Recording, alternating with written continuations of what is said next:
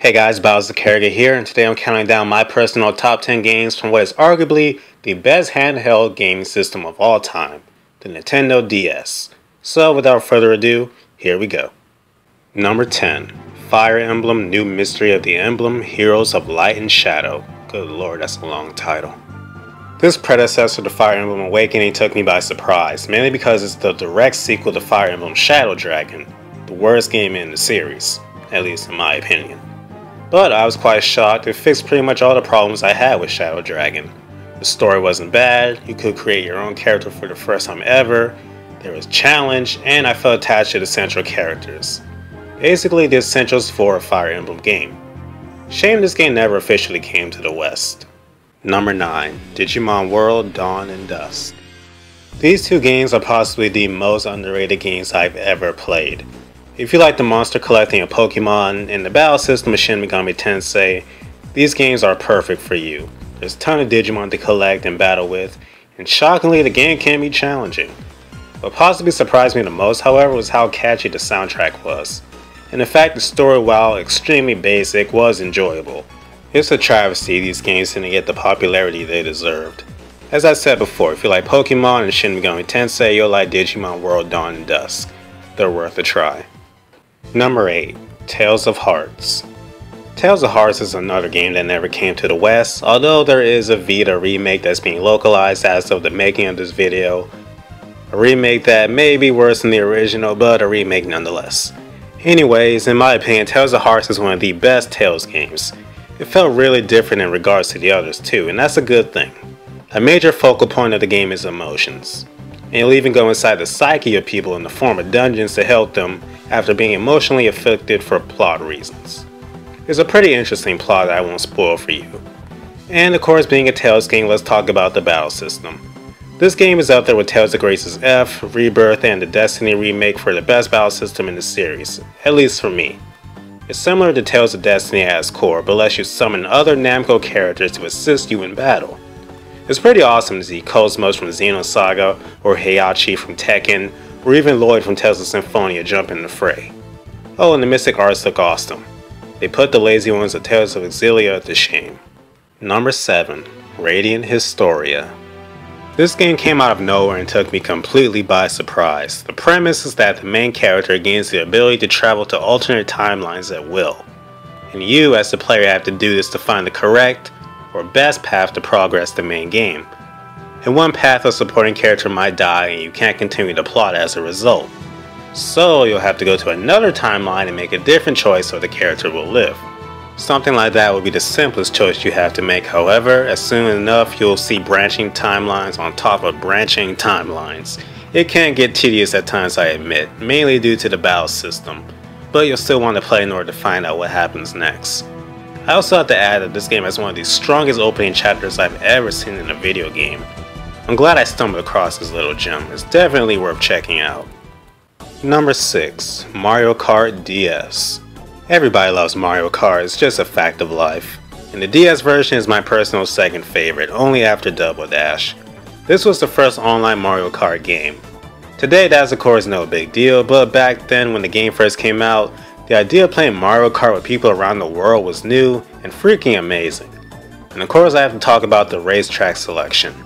It just might be my favorite in the series, from the new Waluigi pinball to the classic Baby Park, which happens to be my favorite track of all time. The game had everything going for it stage-wise.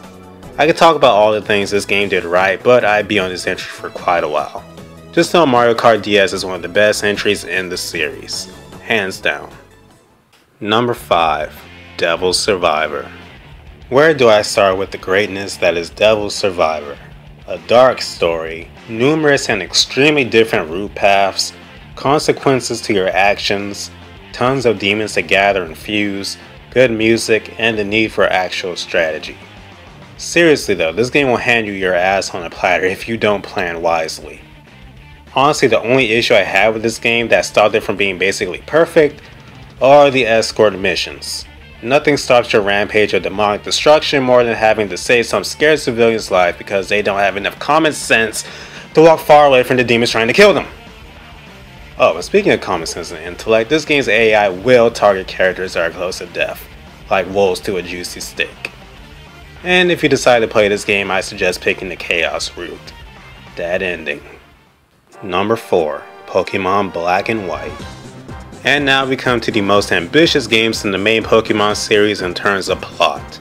Not only that, but this gen added the most Pokemon in a single generation after the original, along with full moving sprites. A lot of fans hate this gen and these games, but I really don't see why. The Unova region is based off New York, which is pretty cool. The music is great. We were introduced to triple battles. A lot of original Pokemon were introduced. And as I said earlier, the plot was pretty ambitious for a Pokemon game. The sequels improved on their predecessors, but it's my original journey in Unova from my original version of Pokemon Black that I remember the most fondly. Number 3. The World Ends With You. Every so often there comes an RPG that's so different and so fresh that you just gotta wonder why other games in the genre don't try to break the mold and be different and unique. The World Ends With You is such a game. Plot wise, I can only tell you that the characters are stuck playing a game where they have to complete a certain task in a certain amount of time or face erasure, which means they die. I can only tell you that much because the rest you definitely have to experience for yourself. This game throws some of the craziest plot twists I've ever seen in a game at you. Battle wise, you won't find another game like The World Ends With You, seriously. In battle you control 2 characters at once, the main character on the bottom screen and a partner on the top screen. Battles on the bottom screen are completely done by touch control. And oh my god, is it fun. You see, there's pens that give you power. The way you use each is usually different.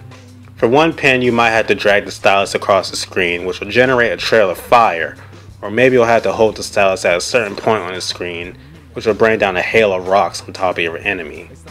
And for the top screen you use the D-pad to rack out combos. Although if all this is too much for you to do at once, the game will control the top screen for you. In most RPGs, after a certain point, I get tired of regular battles, but this was never the case in this game. The final thing I'm going to touch on with this game is the music. Oh my god, the music. Let's just say I listen to songs from this game on a daily basis. It is out of this world. Just go listen to the OST. Number 2. Super Robot Wars W. It's a shame the vast majority of Western gamers will never experience this amazing game. A lot of mech shows come together for one hell of an adventure. Gal Gaigar, Gundam Seed, Voltron, and much more are all here. This game mixes the plots of all of them, and the most amazing part, this game has one of the most enjoyable stories I've ever had the pleasure of experiencing. The main characters are Cosma and his family, a group of space handymen if you will. After a series of events, they'll meet with the characters of the different mecha anime and set off on one hell of a journey. Gameplay wise, battles take place on grid-like maps where you'll move around your units and complete objectives for victory.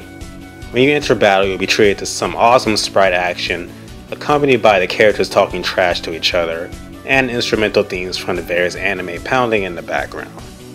In between battles, you'll upgrade your units and their weapons, give them equipment parts, and more.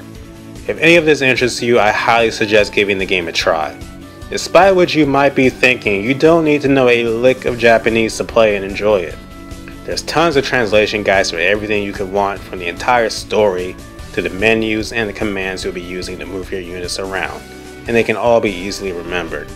Seriously, most fans of this series don't know any Japanese and play through just fine. This is a game you do not want to miss. Number 1.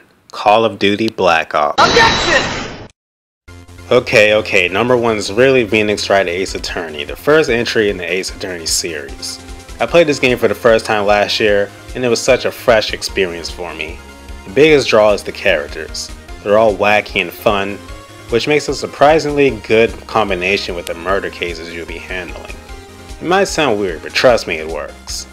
I didn't give this series a try for the longest because I didn't think solving cases in court would be fun. I'm so glad I was wrong. This game is a joyride from beginning to end. And I have to give a mention to the music. It's simply amazing and fits every single scenario perfectly. Now the first game in the series makes this number 1 spot, but really you have to play the first 3 to truly get the full experience of the original trilogy. Or at least games 1 and 3. If you're on the fence about this series, stop being an idiot like me and go play it. I'm sure you'll have a good time. So there you have it, ladies and gentlemen, my top 10 DS games. What are some of your favorites? I'd love to hear it in the comments. Next video I'm doing in this series of sorts.